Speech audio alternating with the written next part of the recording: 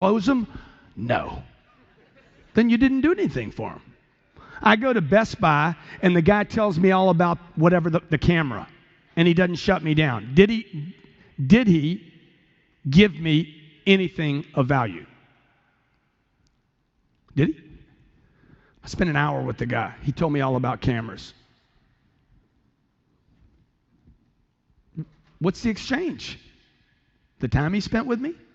I could have done that with my daughter.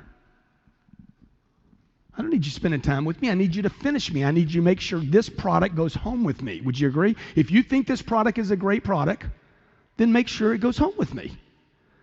Insist that I take it once you got my attention.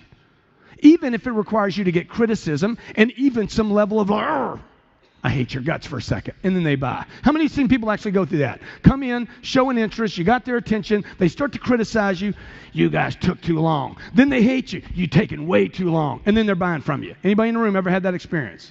Good, repeat it. The woman that I'm married to wouldn't go out with me for 13 months. I lived right here in La Jolla, I lived here for 12 years, left my home here, sold it to go find my wife in L.A. I met her the first night I was in L.A., I went up to her, I pitched her, hey, I'm the best guy in the world, okay? Turned her off completely. Good, I'm already at step 2. Now I got to get her to hate my freaking guts, okay? See, look, man, I found a target. I found the girl that I wanted, right? I found the girl that I wanted. I don't lower targets. I'd blow my brains out before I lowered my target. I tried lowering targets. It doesn't work. Here's the target. Don't lower the target. That's my target. I got to accomplish the target. I'm going to increase activity until I hit the target. If I got to go through criticism and hate, fine. 13 months, I called her twice a month for 13 months. Her friends called me, Grant, you're starting to stalk her. I'm like, it ain't stalking if it works. If it works, we're going to have babies. Okay, number 4, objections are not objections. Most of you have been taught that it's an objection. The price is too high. The payments are too high. We never make a rash decision. These are not objections, they're complaints. I never ever treat an objection as an objection. I handle the complaint. Man, your price is too high. I agree with you. Sign right there. Everybody try this. I agree with you. No, I didn't say it like that. I said, I agree with you. Sign right there. Man, 14 grand's a lot of money for teeth. I'm with you. Everybody try this. I'm with you. Sign right there. See, I don't handle the objection because it's not an objection. It's a complaint. Oh my gosh, man, it's really hot outside today. Hold on, let me call God and see if I can fix that. Why do you try to handle everything? My wife says, before she's my wife, she tells her friend Erica, he's too short. Okay, what else did he say? What else did she say? He's not my type. What else? He's a business guy. What else? He's too conservative. Okay, when are we going out? When am I going to finish this? Okay, let's roll. Dude, who are you? Oh, I'm sorry, I didn't get distracted by your complaints because I'm willing to go through the criticism. You ever seen an ugly guy with a beautiful woman? Anybody in the room ever seen an ugly guy with a beautiful woman? Some of you in the room are like, yeah, that's me. Shit, I got one right now, damn. Good for you, man. Get some teeth. Okay, number five here. Price is a myth. Price is a myth, okay? You need to firmly understand this concept. Price is a myth. These are 5 of 20 rules that we teach on closing. Price is a myth. It's a myth. For every one of you in a room that's on a budget, if I was closing you on my product and you said to me, but I'm on a budget. How many of you hear that every day? What do you know about a person that says they're on a budget?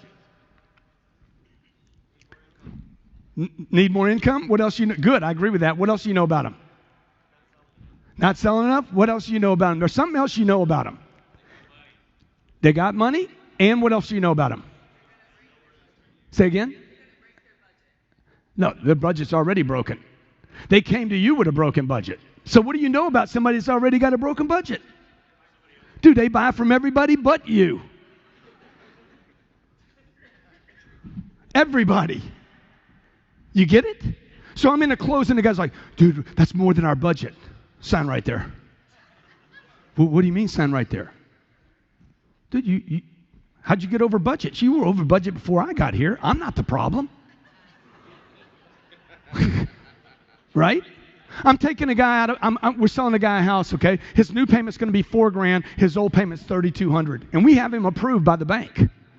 And him and the wife are like, oh, we can't even afford what we're paying now. What do I know right now? Look, if you can't afford either one of them, get the one you want. See, because I stay logical. I stay logical in the close. Okay, you want to write this down. Stay logical and unreasonable. Stay logical and unreasonable. There's a difference between being logical, okay, and emotional. You don't want to get emotional in the negotiations. I don't get emotional with people. I stay logical. Look, sir, ma'am, if you can't afford either one of them, you can't afford the 32, you can't afford the 4,000, get the one you want. How many agree that's a survival, more survival than staying in the one they can't afford? Maybe if we move the family into the house they really deserve, maybe their income will come up. Okay? You're sitting there, you're trying to sell a guy a marketing campaign, but your campaign's more than the guy I've been using. Dude, the guy you've been using hadn't gotten you the results you want. Okay? You know why? Because he's not getting enough money from you. His program's $1,000, my program's $10,000. His program's month to month, my program's 2 years. You know what the difference is? I know how to get results, and he's a freaking amateur. He's an amateur. If he wasn't an amateur, you wouldn't have let me walk in your freaking office today. You've met him and you've met me. You know there's a difference. I'm going to get you results. Sign right there. Who are you? Man, I wish my people could do what you do. Admiration. How many agree with that? Like when I'm in a selling situation, I want them to want to hire me, not buy from me. I want to penetrate past the transaction and get into the relationship. The decision phenomenon, okay? Number one, the buyer decides to take action. You got to know this. There's a phenomenon in every sales transaction. The buyer decides to take action before anyone ever asks them to buy.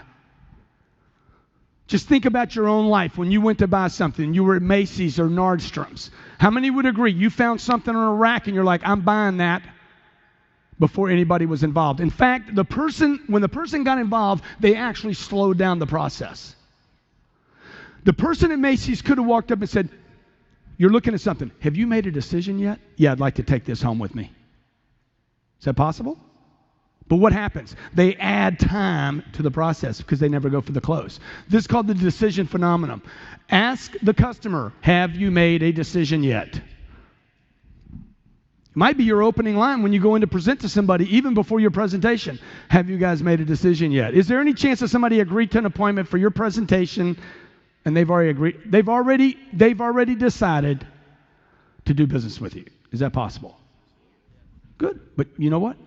I got to do my presentation. I must build value. You don't have to build value if I'm closed. Right? I'm in a Porsche store up in Westlake, California. I find this car I want, this Panamera. I'm like, dude, I love that car. Let's go for a ride. I don't want to ride it, dude. I want to buy it. I don't want to touch it. I don't want to sit in it. I don't want to hold it. I don't want to stroke it. I want to tear it up. Let me write a check, and I'm going to take it home, and I'm going to see what I can do to freaking just tear this car up. And you can't be with me. I got to show you the car. I got to demo it. No, bro, you need to take my money. Take my money and let me get out of here. Okay. Are you willing to do, as we come to a conclusion here, are you willing to do whatever it takes to get somebody's business without lowering your price? A client tells me recently they want me to fly out and speak to their company. I tell them what my fee is. That's ridiculous. I said, no, man, let me tell you what ridiculous is, okay? First of all, I'm not charging you to speak. I'm charging you to fly all the way to Baltimore and all the way back. And then I need tools now to justify why I'm worth that much money. Everybody agree? First, I know he's got the money. He is the decision maker. It won't break his company. I'm going to help him more than the money he's going to give me, but I need some gimmicks, some tools to show him why my price is what it is. Can you roll that video?